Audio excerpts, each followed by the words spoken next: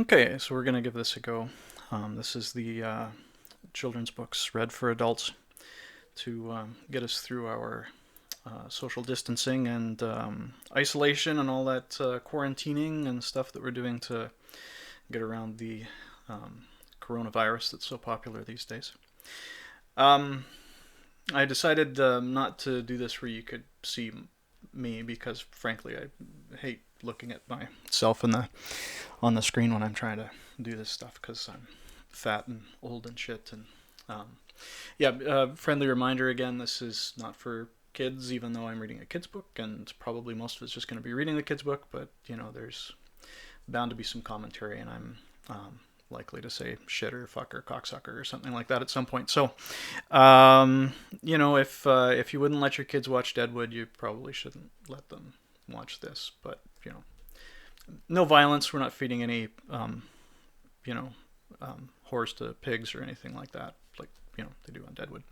But again, maybe the occasional cocksucker. Dragon's not here. He is living in fear of the coronavirus and is hiding out on his own. And hopefully we can make this a regular thing. Book I'm reading tonight, as promised, is Many Moons by James Thurber, and illustrated by our good friend here, Mark Simont. This did come out with a while back, many years ago, many moons ago. Apparently that's Kaylin texting me.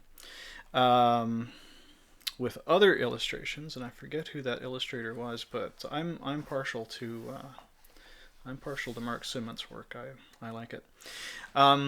Reading this book for you tonight. I will read it the same way that I generally read it to the boy. I've been reading this to Finn for a number of years, off and on. Leo is I have fewer opportunities to read to Leo, and he's not as big a book guy, I think, as Finn is. Leo's into sledgehammers and chainsaws and randomly kicking people in the nose. So James Thurber, Many Moons, illustrated by Mark Simont, read to you in the same fashion that I read this to the boy.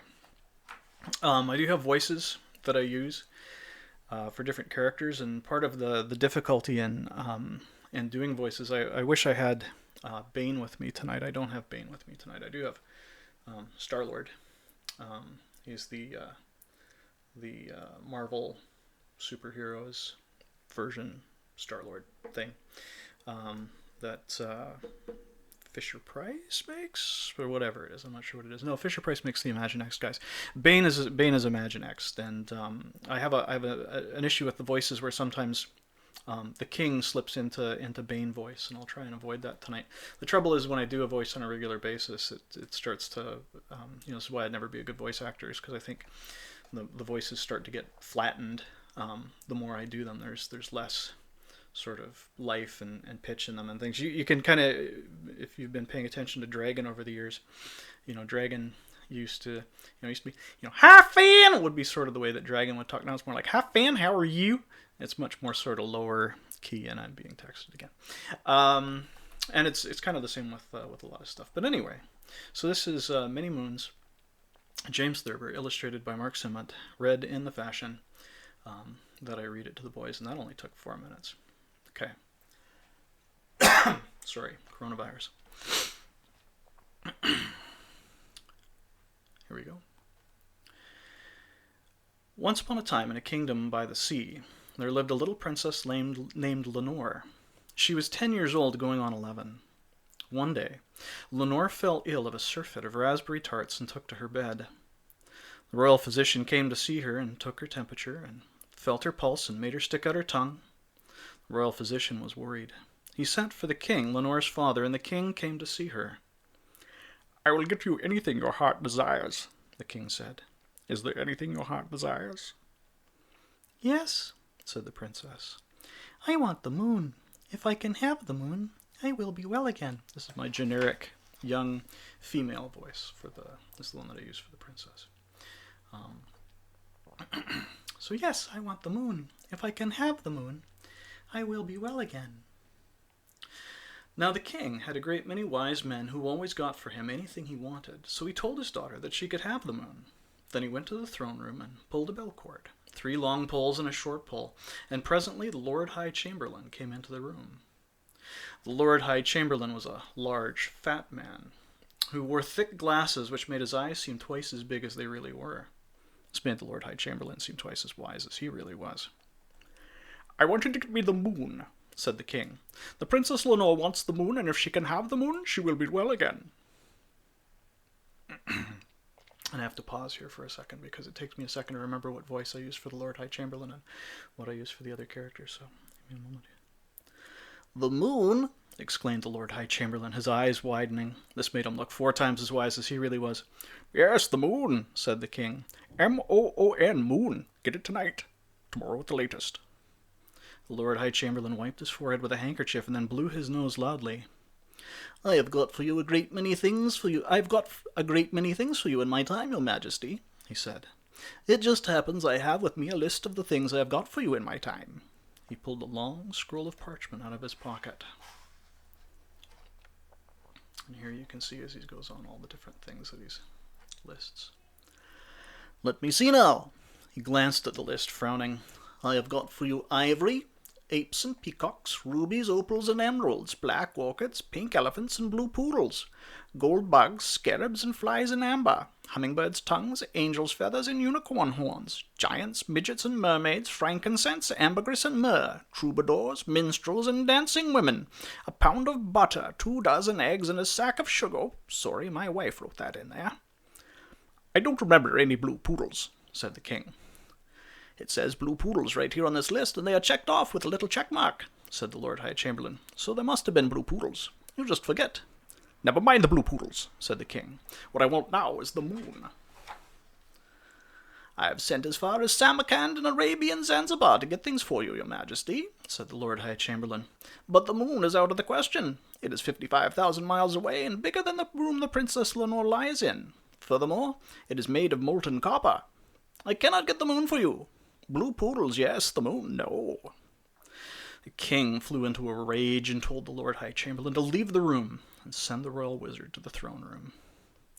The royal wizard was a little thin man with a long face. He wore a high red-peaked hat covered with silver stars and a long blue robe covered with golden owls.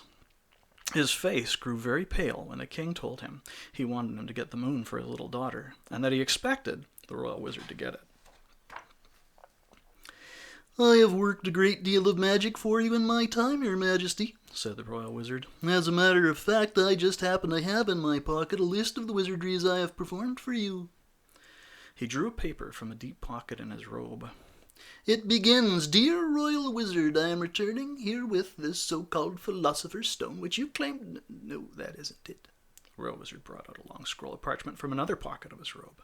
"Here it is," he said. "Now let's see. I have squeezed blood out of turnips for you, and turnips out of blood. I have produced rabbits out of silk, silk hats out of rabbits. I have conjured up flowers, tambourines, and doves out of nowhere, and nowhere out of flowers, tambourines, and doves. I have brought for you divining rods, magic wands, and crystal spheres into which to behold the future. I have compounded philters, unguents, and potions to cure heartbreak, surfeit, and ringing of the ears. I have made for you my own special mixture of wolf's bane, nightshade, and eagle's tears to ward off witches, demons, and things that go bump in the night. I have got for you 7-league boots, the golden touch, and a cloak of invisibility." "It didn't work," said the king. "The cloak of invisibility didn't work." "Yes, it did," said the royal wizard. "No, it didn't," said the king. "I kept bumping into things, same as ever." "The cloak is supposed to make you invisible," said the royal wizard. "It is not supposed to keep you from bumping into things." "All I know is I kept bumping into things," said the king. The royal wizard looked at his list again. "I got you," he said, "horns from Elfland, sand from the Sandman, and gold from the rainbow. Also a spool of thread, paper of needles, and a lump of beeswax. Sorry, those are things my wife wrote down for me to get her." It's a great picture here of the king wearing his cloak of invisibility, bumping into things, alarming his dog. I want a dog. It's so cute, little puppy. Anyway.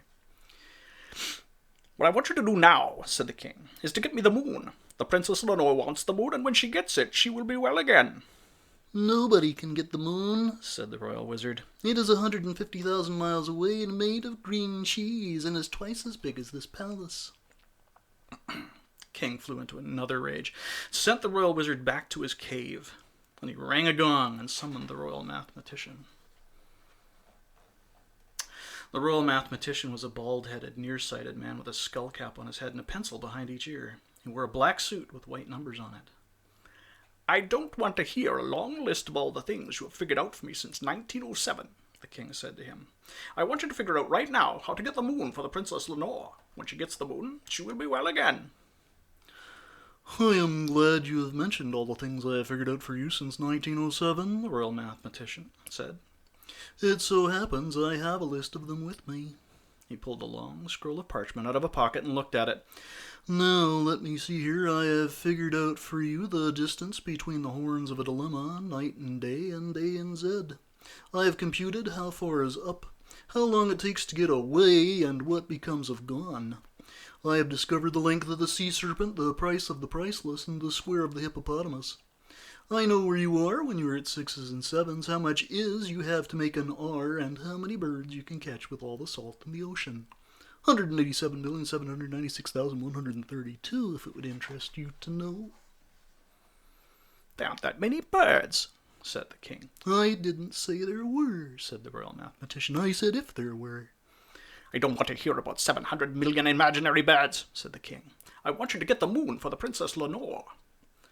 "The moon is 500,000 miles away," said the royal wizard. 500? 300? Let me check here. 300. 300,000 miles away, said the royal mathematician. "It is round and flat like a coin, only it is made of asbestos, and it is half the size of this kingdom. Furthermore, it is pasted on the sky. Nobody can get the moon." The king flew into still another rage and sent the royal mathematician away. Then he rang for the court jester. I like this dude. The jester came bounding into the throne room in his motley and cap and bells and sat at the foot of the throne. "What can I do for you, your majesty?" asked the court jester. "Nobody can do anything for me," said the king mournfully. "The Princess Lenore wants the moon, and she cannot be well till she gets it, but nobody can get it for her. Every time I ask anybody for the moon, it gets larger and farther away. There is nothing you can do for me except for play on your lute. Something sad."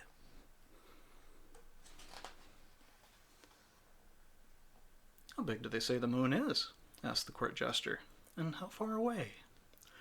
"The Lord High Chamberlain says it's 55,000 miles away and bigger than the Princess Lenore's room," said the king. "The royal wizard says it's 130,000, 50,000 miles away and twice the size of this palace. The royal mathematician says it's 300,000 miles away and half the size of this kingdom." Court jester strummed on his lute for a little while. "They are all wise men," he said, "and so they must all be right. If they are all right, then the moon must be just as large and as far away as each person thinks it is.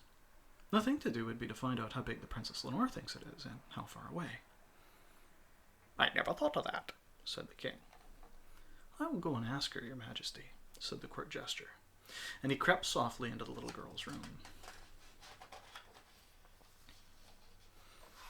Love how earnest this dude looks. Let's check this out. Right. It's a great picture right there. Such a nice looking guy.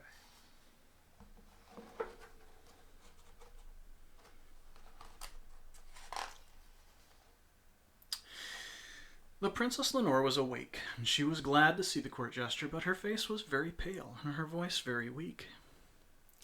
"Have you brought the moon to me?" she asked. "Not yet," said the court jester, "but I will get it for you right away. How big do you think it is?" "It is just a little smaller than my thumbnail," she said, "for when I hold my thumbnail up at the moon, it just covers it." "And how far away is it?" asked the court jester. "It is not as high as the tree outside my window," said the princess, "for sometimes it gets caught in the top branches." "It will be very easy to get the moon for you," said the court jester. "I will climb the tree tonight when it gets caught in the top branches and bring it to you." Then he thought of something else. "What is the moon made of, princess?" he asked. "Oh," she said, "it's made of gold, of course, silly." The court jester left the Princess Lenore's room and went to see the royal goldsmith. He had the royal goldsmith make a tiny, round, golden moon just a little smaller than the thumbnail of the Princess Lenore. Then he had him string it on a golden chain so the princess could wear it around her neck. "What is this thing I have made?" asked the royal goldsmith when he had finished it. "You have made the moon," said the court jester. "That is the moon." "But the moon," said the royal goldsmith, "is 500,000 miles away and made of bronze, round like a marble." "That's what you think," said the court jester, as he went away with the moon. The court jester took the moon to the Princess Lenore, and she was overjoyed. The next day she was well again and could get up and go out in the garden to play. But the king's worries were not yet over. He knew the moon would shine in the sky again that night, and he did not want the Princess Lenore to see it. If she did, she would know that the moon she wore on a chain around her neck was not the real moon. So the king sent for the Lord High Chamberlain and said, "We must keep the Princess Lenore from seeing the moon when it shines in the sky tonight. Think of something." The Lord High Chamberlain tapped his forehead with his fingers thoughtfully and said, "I know just the thing. We can make some dark glasses for the Princess Lenore. We can make them so dark that she will not be able to see anything at all through them. Then she will not be able to see the moon when it shines in the sky." This made the king very angry, and he shook his head from side to side. "If she wore dark glasses, she would bump into things," he said, "and then she would be ill again." So he sent the Lord High Chamberlain away and called the royal wizard. "We must hide the moon," said the king, "so the Princess Lenore will not be able to see it when it shines in the sky tonight. How are we going to do that?" The royal wizard stood on his hands, and then he stood on his head. Then he stood on his feet again. "I know what we can do," he said. "We can stretch some black velvet curtains on poles. The curtains will cover all the palace gardens like a circus tent, and the Princess Lenore will not be able to see through them. She will not be able to see the moon in the sky." The king was so angry at this he waved his arms around. "Black velvet curtains would keep out the air," he said. "The Princess Lenore would not be able to breathe, and she would be ill again." So he sent the royal wizard away. So he sent the royal wizard away and lost my place. So he sent the royal wizard away and summoned the royal mathematician. "We must do something," said the king, "so the Princess Lenore will not see the moon when it shines in the sky tonight. If you know so much, figure out a way to do that." The royal mathematician walked around in a circle, and then he walked around in a square, and then he stood still. "I have it," he said. "We can set off fireworks in the gardens every night. We'll make a lot of silver fountains and golden cascades, and when they go off, they will fill the sky with so many sparks that it will be light as day, and the Princess Lenore will not be able to see the moon." The king flew into such a rage he began jumping up and down. "Fireworks would keep the Princess Lenore awake," he said. "She would not be able to get any sleep at all, and then she would be ill again." So the king sent the royal mathematician away. When he looked up again, it was dark outside, and he saw the bright rim of the moon just peeping over the horizon. He jumped up in a great fright and rang for the court jester. The court jester came bounding into the room and sat at the foot of the throne. "What can I do for you, your majesty?" he asked. "Nobody can do anything for me," said the king mournfully. "The moon is coming up again. It will shine into the Princess Lenore's bedroom, and she will know it is still in the sky, and that she does not wear it on a golden chain around her neck. Play me something on your lute, something very sad, for when the princess sees the moon, she will be ill again." Court jester strummed on his lute. "What do your wise men say?" he asked. "They can think of no way to hide the moon that will not make the Princess Lenore ill," said the king. The court jester played another song very softly. "Your wise men know everything," he said, "and if they cannot hide the moon, then it cannot be hidden." The king put his head in his hands again and sighed. Suddenly, he jumped up from his throne and pointed to the windows. "Look," he cried, "the moon is already shining into the Princess Lenore's bedroom. Who can explain how the moon can be shining in the sky when it's hanging on a golden chain around her neck?" Court jester stopped playing on his lute.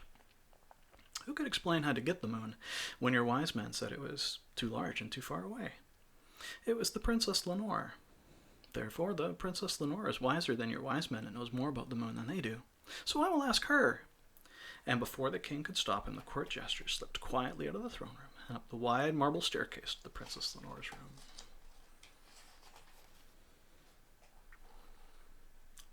Poor Court Jester.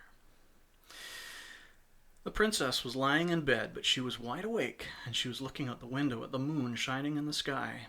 Shining in her hand was the moon the court jester had got for her. He looked very sad, and there seemed to be tears in his eyes. "Tell me, Princess Lenore," he said mournfully, "how can the moon be shining in the sky when it's hanging on a golden chain around your neck?"